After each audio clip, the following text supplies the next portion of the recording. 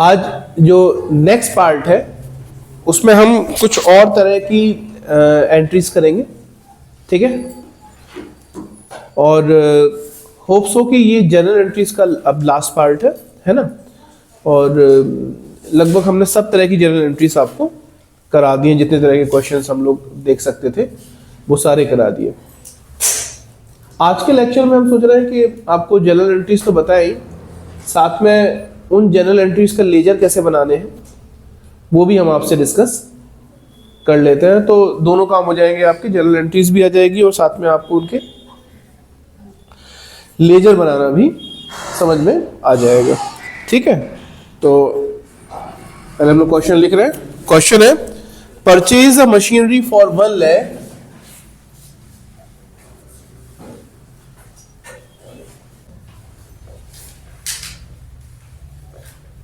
proprietor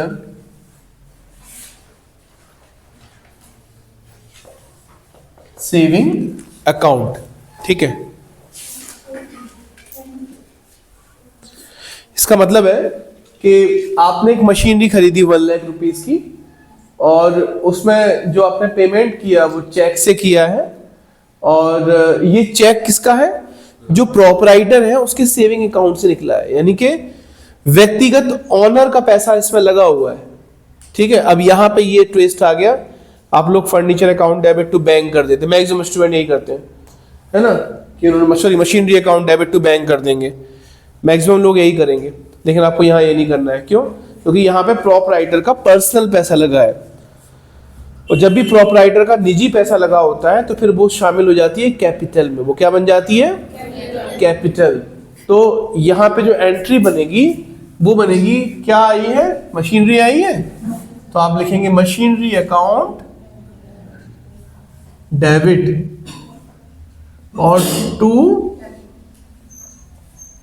capital account, और कितना रुपए है? 1 लाख, ठीक है। अब इसको अगर लेजर भी बनाना है, मान लीजिए इसकी लेजर कैसे बनेगी? जैसे मशीनरी अकाउंट है और कैपिटल अकाउंट है, हम दोनों अकाउंट की लेजर बनाते हैं, ठीक है।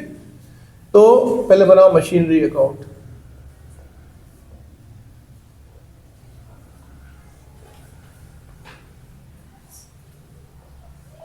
ठीक है। अब मशीनरी अकाउंट जब बनाते हैं आप, तो आपको यह देखना पड़ता है कि मशीनरी के साथ कौन क्रेडिट है या डेबिट है। मतलब तो मशीनरी यहां पे क्या है? डेबिट है, और मशीनरी के साथ मतलब मशीनरी को डेबिट किया किसने है? कैपिटल ने। तो आप क्या करेंगे? मशीनरी की डेबिट साइड क्या लिख देंगे? कैपिटल। कितना? 1 लाख रुपीस। अब ऐसे हम बनाएंगे कैपिटल अकाउंट दूसरा।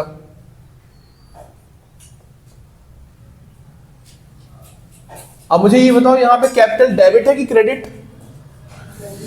क्रेडिट है, और कैपिटल को क्रेडिट किसने किया? मशीनरी ने। तो बस आप तुरंत कैपिटल के क्रेडिट साइड, चूंकि कैपिटल क्रेडिट है इसलिए इसके क्रेडिट साइड क्या लिखेंगे? बाई मशीनरी, और इसका अमाउंट लिख देंगे आप 1 लाख रुपीस। अच्छा, एक तो ये तरीका करने का है ही। बाकी मैंने आपको जो क्लियर वाला फॉर्मूला बताया था, CLEAR, C से कैपिटल, L से लायबिलिटी, E से एक्सपेंस, A से एसेट एंड R से revenue. Capital and liability is always expense and assets, revenue credit. तो आपको जब भी आप लेजर बनाएंगे तो आपको ये भी देखना है, मतलब एक तो लेजर का ये रूल हो गया। आप अगर रूल भूल भी जाए या दिमाग में जल्दी लेजर बना रहे हैं तो आपको सिर्फ इतना सोचना है कि ये उसके बैलेंस को बढ़ा रहा है कि घटा रहा है। जैसे मान लीजिए अभी कैपिटल बढ़ रही है कि घट रही है? अभी बढ़ रही है, घट रही है? घट रही है, कौन कह रहा है? अरे वो मशीनरी,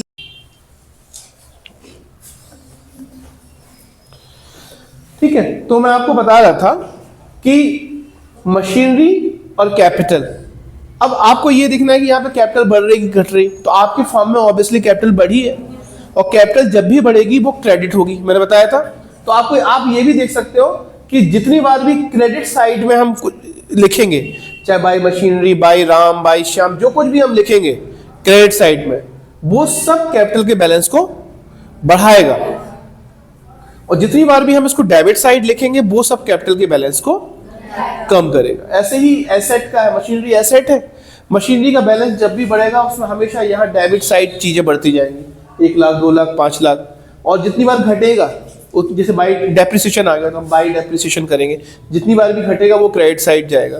तो ये इस रूल को भी ये फॉलो कर लेता है ना, कि आपने कहा एसेट इज ऑलवेज डेबिट, तो एसेट का लेजर बनाओगे तो जो डेबिट में बैलेंस जाएगा वो हमेशा एसेट के बैलेंस को बढ़ाएगा, और जो क्रेडिट में बैलेंस जाएगा वो हमेशा इसके बैलेंस को घटाएगा। ठीक है, ये करते करते समझ में आ जाएगा आपको धीरे धीरे, हम सिर्फ आपको बता रहे हैं, बाकी तो अभी आप इसी रूल को फॉलो करो, है ना। एक और एंट्री करते हैं, एंट्री आप लोग देखते हैं।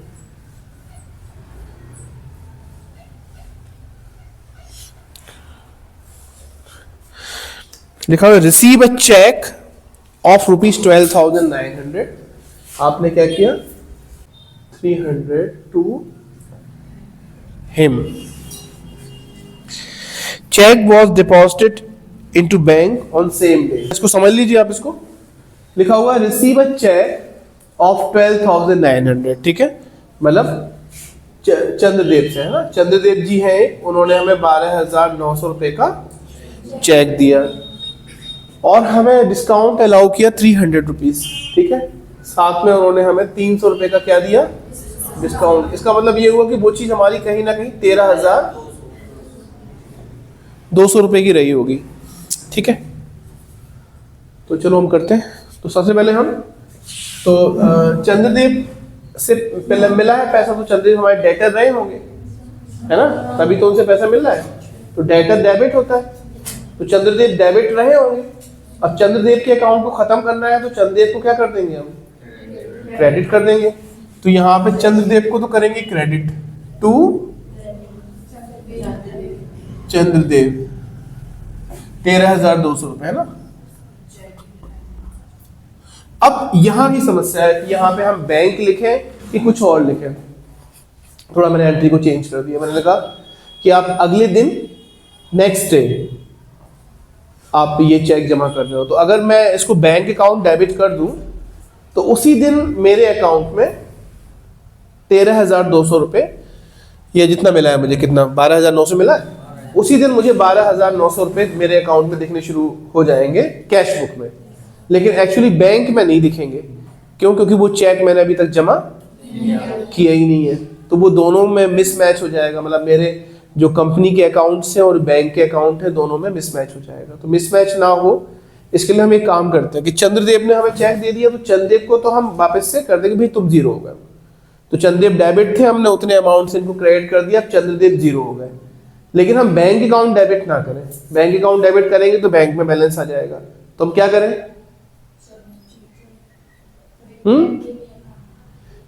एक टेम्परेरी अकाउंट बनाए, कौन सा, चेक इन हैंड, ठीक है। तो हमने क्या किया, एक चेक इन हैंड का टेम्परेरी अकाउंट बना लिया, cheque in hand account debit. कितने का चेक मिला है, 12,900 रुपए का, 300 का डिफरेंस आ रहा है। अच्छा, डिस्काउंट हमने अलाउ किया है कि हमें मिला है, डिस्काउंट मिला है आपको, नहीं मिला, एक मिला हो क्या सोचा आपने, मतलब पेमेंट आपको मिला है, आपके चंद्रदेव के ऊपर उधारी थी 13,200 रुपए की, चेक दे रहा है वो 12,900 का, तो 300 रुपए आपने डिस्काउंट दिया कि आपको मिला है, सोच लो, दिया है कि मिला है, दिया है। तो दिया है तो ये आपका क्या हो गया, लॉस हो गया कि फायदा हो गया, लॉस हुआ है, लॉस इज ऑलवेज डेबिट। तो आप लिखेंगे डिस्काउंट अकाउंट डेबिट, कितना हुआ, 300 रुपया, ठीक है। इसके बाद जब नेक्स्ट डे आप चेक जमा करने जाओगे तब आप नेक्स्ट डे एंट्री बना लीजिए, तब आपके बैंक में बैलेंस आ जाएगा। तो आप लिखेंगे बैंक अकाउंट डेबिट 12,900 रुपया, और ये जो आपने टेम्परेरी एंट्री बनाई थी ना, इसको आप खत्म कर दीजिए। तो अभी ये डेबिट है, वापस से इसको क्या कर दीजिए, क्रेडिट कर दें, चेक इन हैंड, और ये हो जाएगा 12,900 रुपीज। ठीक है, इसकी अगर लेजर बनानी है तो कैसे बनाएंगे आप लोग? जैसे मान लीजिए चेक इन हैंड का, तो या तो deposit a cheque into bank of 5,000 rupees, receive from Ram, ऐसे बना लीजिए। ठीक है, ये क्वेश्चन है, receive from Ram has been dishonoured. ठीक है, ये क्वेश्चन है, लिख लो, फिर बता रहे हम क्या होता है। ठीक है, आपने बैंक में एक चेक जमा किया 5,000 रुपए का, जो आपको राम से मिला था, और ये चेक हो गया बाउंस। चेक बाउंस होने का मतलब समझते हो क्या होता है? मान लीजिए हिमांशी ने हमें फीस दी कि सर ये फीस पकड़ो, आपकी 2,000 रुपये का चेक है सर। हमने तुरंत इनके अकाउंट में वहाँ रजिस्टर में लिख लिया कि 2,000 रुपये इनके आ गए, और फिर हम ये बैंक में चेक लगाने के लिए गए, तो वहाँ पता चला कि हिमांशी के अकाउंट में बैलेंस ही नहीं था, तो बैंक ने वो चेक हमारे अकाउंट में क्रेडिट नहीं किया। तो वो चेक, बैंक वालों का फोन आया, भैया ये चेक ले जाओ, किसने दिया था ये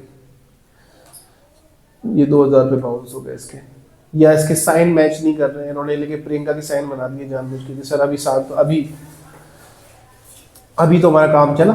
हालांकि ऐसा केसेस बहुत बढ़ गए थे, तो कोर्ट ने इस पे अब तो खैर रूल्स बना दिए हैं कि अगर कोई आपको चेक देता है और जानबूझ के वो चेक बाउंस हो जाता है, तो सामने वाले बंदे को 1-2 साल की जेल भी हो जाती है ना। और ऐसे बहुत सारे केसेस हैं यहाँ पे जिसमें जेल हुई है, मतलब 1-2 केसेस नहीं है, सैकड़ों हजारों केसेस हो चुके हैं जहाँ पे चेक बाउंस होने पे जेल हो गई है, अगर जानबूझ के चेक बाउंस। जैसे साइन मिसमैच कर रहे हैं तो कोई बात नहीं, आप फिर से साइन करा लीजिए, है ना, लेकिन पता चला बैलेंस ही नहीं है अकाउंट में उस समय जब आप चेक लिख रहे थे, तो मतलब आप सामने वाले को बेवकूफ़ बना रहे थे। कोर्ट में बहस होती है, और अगर ये चीज़ साबित हो जाती है तो फिर सीधे जेल जाना पड़ता है इसके लिए। खैर, एंट्री तो करनी पड़ेगी, हमें इससे मतलब नहीं है कि लीगल प्रोसीजर क्या है, लेकिन हमें इससे ये जरूर मतलब है कि हम इसकी एंट्री कैसे करेंगे। ठीक है, तो अब सुनो, सबसे पहले जब आपने वो चेक डिपॉजिट किया होगा तो आपने किया होगा बैंक अकाउंट डेबिट। आपने बैंक अकाउंट क्या किया होगा? डेबिट किया होगा, क्योंकि आपका बैंक का बैलेंस बढ़ेगा।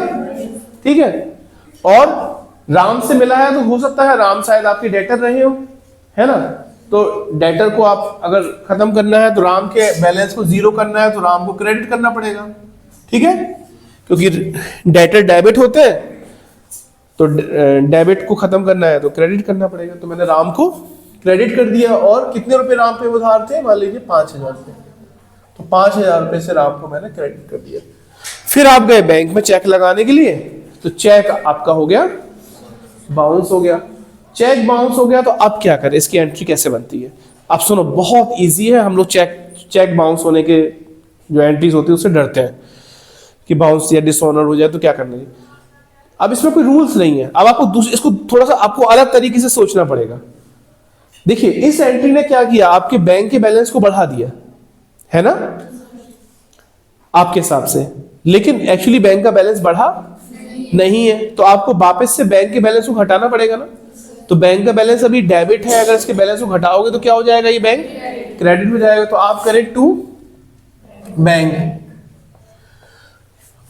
ऐसी राम के साथ है, राम पहले अभी आपके डेटर थे इसलिए राम डेबिट थे, फिर आपने राम को खत्म कर दिया डेबिट से, आपने इनको क्रेडिट कर दिया, अब इनका बैलेंस 0 हो गया। लेकिन आपको पता चला कि नहीं भैया, अब तुम 0 नहीं हो, वापस से डेटर हो जाओ, वापस से डेबिट हो जाओ, मतलब फिर से उनको डेटर बना दीजिए। तो फिर से डेटर बनाने के लिए क्या करना पड़ेगा, राम को वापस से क्या कर दीजिए, आप डेबिट कर दीजिए। तो क्या हो जाएगा, राम अकाउंट डेबिट, और आप लिखेंगे बीइंग चेक डिसऑनर्ड। बस हो गया। कितने रुपए से? 5,000 से। तो ये जो थोड़ी ना डिसऑनर्ड की एंट्री थोड़ी ट्रिकी होती है ना, ऐसे कोई रूल नहीं होते, सिंपल। आप एक अगर आप समझ के कर रहे हैं तो बहुत मजाक है, और आप समझ के नहीं कर रहे हो तो फिर आपका पूरा 12th निकल जाता, आप डिसऑनर्ड की एंट्री नहीं समझ पाते हो क्या होती। ठीक है, तो मुझे लग रहा है कि आपको अभी समझ में आ रही होगी, 2 मिनट में आराम से आ गई होगी, है ना। है बहुत ईजी, अकाउंट से ज़्यादा ईजी कुछ है ही नहीं है। लोग अकाउंट को बहुत हवा बना के रख दिया लोगों ने। अकाउंट मोस्ट ईजी है अगर आप समझ के चलते जाएं, तो इससे कोई ईजी नहीं है, बस थोड़ी सी मेहनत आपकी चाहिए जो कि आप नहीं करते हो, है ना। तो उनके लिए तुम कुछ नहीं कह सकते, लेकिन अगर आप हमारे साथ थोड़ा चल लो तो आपको अकाउंट बहुत ईजी लगने लगेगी। इवन जो कॉमर्स बैकग्राउंड के बच्चे हैं आप उनसे पूछ सकते हो, है ना, कि इस तरीके से आपको अकाउंट्स ईजी लगेगी, बस घर पे प्रैक्टिस करिए।